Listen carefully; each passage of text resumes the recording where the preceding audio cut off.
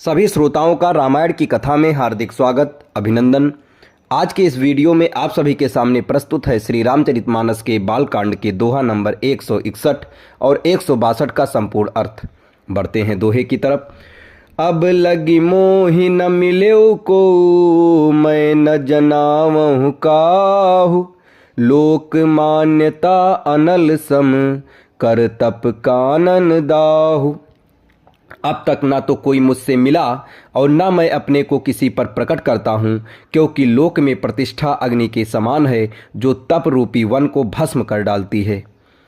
तुलसी देख सुबे सुभूलहि मूढ़ ना, चतुर नर सुंदर के कहीं पे, खूब बचन सुधा सम असन अही। तुलसीदास जी कहते हैं, सुंदर वेश देखकर मूढ़ नहीं, मूढ़ तो मूढ़ ही है, चतुर मनुष्य भी धोखा खा जाते हैं। सुंदर मोर को देखो, उसका वचन तो अमृत के समान है और उसका आहार क्या है? सांप है। ताते गुपुत रहऊं जग माही, हरि तज किमपि प्रयोजन नाही। प्रभु जानत सब बिनहि जनाए, कहूँ कवन सिद्धि लोक रिझाए।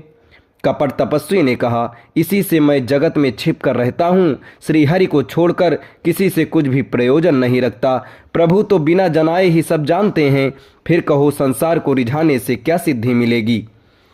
तुम सुच सुमति परम प्रिय मोरे, प्रीति प्रतीति मोहि पर तोरे।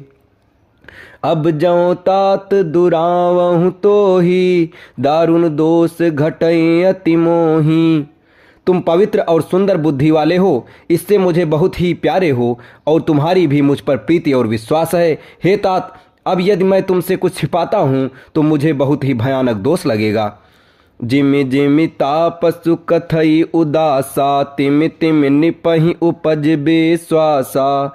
देखा स्वबस कर्म बन बानी, तब बोला तापस बग ध्यानी।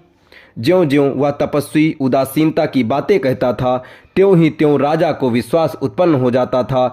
जब उस बगुले की तरह ध्यान लगाने वाले कपटी मुनि ने राजा को कर्म, मन और वचन से अपने वश में जाना, तब वह बोला, नाम हमार एक तनु भाई, सुनि निप बोल्यो पुनि सिरुनाई। कहूँ नाम कर अरद बखानी, मोहि सेवक अति आपन जानी। हे भाई, हमारा नाम एक तनु है। ये सुनकर राजा ने फिर सिर नवाकर कहा, मुझे अपना अत्यंत अनुरागी सेवक जानकर अपने